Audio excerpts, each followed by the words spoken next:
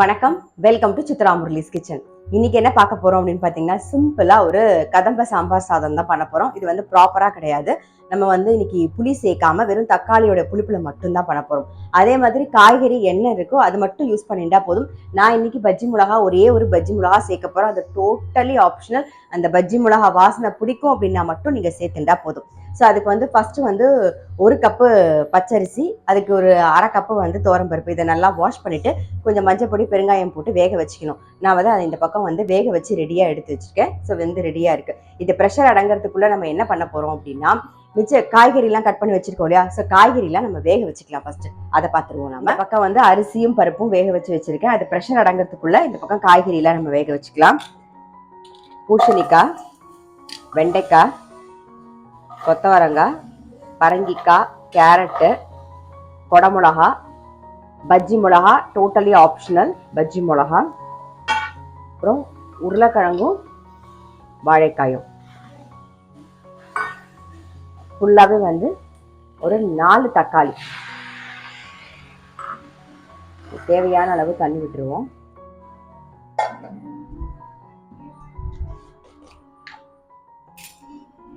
கொஞ்சம் மஞ்சள் பொடி,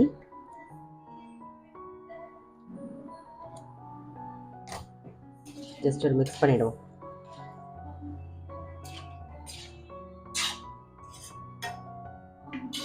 இந்த காய்க்கு தகுந்த அளவு நம்ம உப்பு சேர்த்துக்கலாம். ஜஸ்ட் மிக்ஸ் பண்ணி மூடி வச்சிருவோம். இந்த காயெல்லாம் நல்லா வேகட்டும். பாருங்க, இப்போ இந்த பக்கம் வந்து காய் வெந்திருக்கும், பார்த்துடலாம்.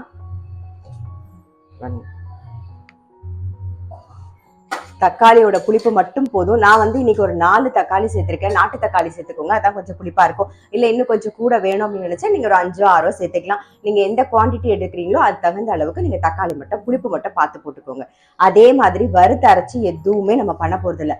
சாம்பார் பொடியும் கறி பொடியும் இருந்ததுன்னா டக்குன்னு ஒரு சாம்பார் சாதம் நம்ம ரெடி பண்ணிடலாம். ஸோ இப்போ அப்படித்தான் பண்ண போறோம். நம்ம சாம்பார் பொடி வந்து நல்ல ஒரு டீஸ்பூன் நல்லா ஃபுல்லாக போடுறேன் நான். இதை ஜஸ்ட் ஒரு மிக்ஸ் பண்ணிடுவோம். அதே மாதிரி கறிப்பொடி, அதுவும் அதே மாதிரி நல்ல ஒரு ஃபுல் டீஸ்பூன், ஒரு டீஸ்பூன் நல்லா மிக்ஸ் பண்ணிப்போம். இப்போ நான் வந்து கறிப்பொடி இருக்குது அதனால நான் சேர்த்துருக்கேன். கறிப்பொடி இல்லை அப்படின்னா ஒன்றும் பிரச்சனை இல்லை. நம்ம வீட்டில் தோசை மிளகா பொடி இல்லை இட்லி மிளகா பொடி இருக்கும் இல்லையா? ஸோ அதில் நீங்கள் ஒரு டீஸ்பூன் சேர்த்து கூட நம்ம பண்ணிக்கலாம். அப்படி ரெண்டுமே இல்லைன்னா ஒன்றுமே பிரச்சனை இல்லை. வெறும் சாம்பார் பொடி மட்டும் போதும். வேறு எந்த பொடியுமே நம்ம வந்து மிக்ஸ் பண்ண தேவையில்லை. இப்போ இதில் வந்து நல்ல ஒரு டம்ளர் வந்து வெந்நீர் தான் விடுறேன். ஒரே ஒரு கொதி வரட்டும். எல்லாம் சேர்ந்து நம்ம ஆல்ரெடி உப்பு போட்டுட்டோம். காய் வேகும் போது வேணும்னா மட்டும் உப்பு சேர்த்துட்டா போதும். இந்த சாதம் மிக்ஸ் பண்ணும்போது நம்ம உப்பு சேர்த்துட்டா போதும். சரி, அதை மட்டும் தகுந்த அளவு பார்த்துப்போம். இந்த பக்கம் அதுக்குள்ள என்ன பண்ண போறோம்னா, தாளிக்க வேண்டியதெல்லாம் ரெடி பண்ணிடலாம். நம்ம கடாய் வச்சிருக்கேன், அதில் கொஞ்சம் நல்லெண்ணெய் விட்டுக்கலாம்.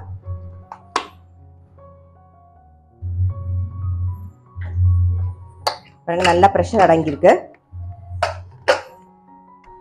சாதமும் நல்லா வந்திருக்கு பாருங்க. அப்படியே மசிச்சு விட்டுண்டா போதும். கொஞ்சம் குழையா இருக்கணும், அவ்வளோதான்.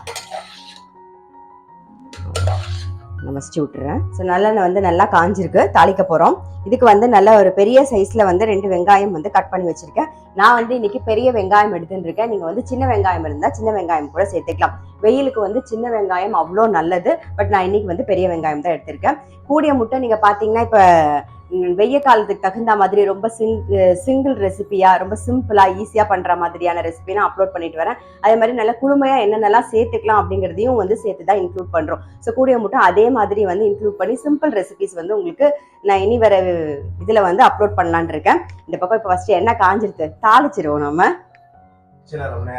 ஆமா, கிச்சன்ல ரொம்ப நேரம் இருக்க வேண்டிய அவசியம் இருக்காது. கடுகு, உளுத்தம்பருப்பு, கடலைப்பருப்பு, கூடவே வந்து கருவேப்பிலையும் சேர்த்துடலாம். ஆல்ரெடி நம்ம வந்து சாதம் வேக வைக்கும் போது பெருங்காயம் சேர்த்திருக்கோம். பெருங்காயம் மஞ்சள் பொடியும் போட்டிருக்கோம். ஸோ இப்போ தாளிக்கிறதுல கொஞ்சமா வந்து பெருங்காயம் சேர்த்துக்கலாம். இது கூடவே வந்து கட் பண்ணி வச்சிருக்கிற வெங்காயமும் சேர்த்துருவோம்.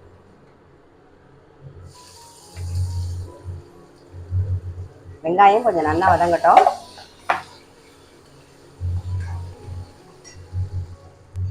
வெங்காயம் வதங்கட்டும். வெங்காயம் வேண்டாம்னு நினைக்கிறவங்க வந்து ஜஸ்ட் தாளிச்சு கொட்டினா மட்டும் போதும். வெங்காயத்தை அவாய்ட் பண்ணிடலாம் டோட்டலா.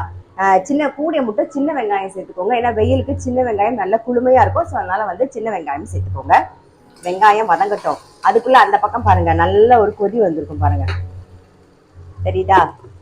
அந்த சாம்பார் பொடியோட பச்சை வாசனை போக நல்லா கொதிக்கணும், அப்பதான் நல்லா இருக்கும். மிக்ஸ் பண்ணிடுவோம். இன்னும் ஒரு 2 நிமிஷம் கொதிக்கட்டும். இதில் வந்து சாதத்தில் வந்து கொஞ்சமாக ஒரு அரை டம்ளர் வெந்நீர் விட்டு கொஞ்சம் லூஸ் பண்ணிக்கலாம். இப்போ கலரத்துக்கு சௌரியமாக இருக்கும். நம்ம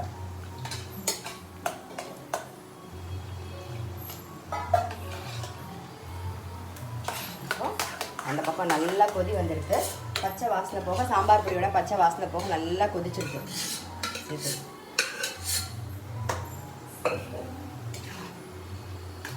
ஃபஸ்ட்டு காய் வேணும்போது உப்பு போட்டோம். இப்போ சாதத்துக்கு தகுந்த மாதிரி உப்பு சேர்த்துக்கலாம்.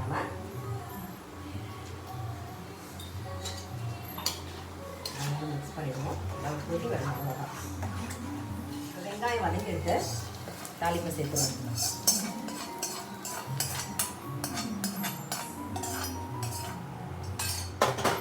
நல்லா மிக்ஸ் பண்ணிக்கலாம். மஞ்சள் பொடி ஏற்கனவே நம்ம போட்டதுனால நான் வந்து வெங்காயம் வதக்கும் போது கொஞ்சம் மஞ்சள் பொடி போடலை. அப்படி போட்டிருந்தா அந்த கலர் வந்து இது கொஞ்சம் வேறு மாதிரி இருக்கும், அவ்வளோதான். இப்போ சேர்ந்து கொதிக்கும் போது கரெக்டாக வந்து நமக்கு ஒன்றும் பிரச்சனை கிடையாது.